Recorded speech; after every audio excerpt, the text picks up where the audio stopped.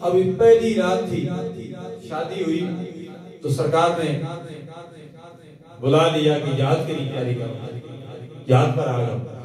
انہوں نے بیوی کو چھوڑا اور سیدھا جہاد میں آ گئے، شہید ہو گئے۔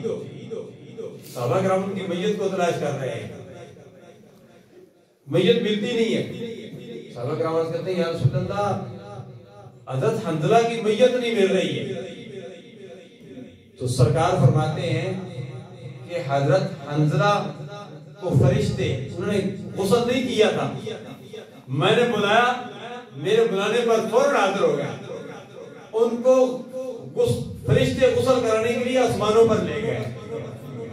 پہلے حنظلہ تھے، اس کے بعد حضرت حنظلہ کا نام غسیل الملائکہ ہو گیا۔ غسیل الملائکہ یہ کیا مطلب؟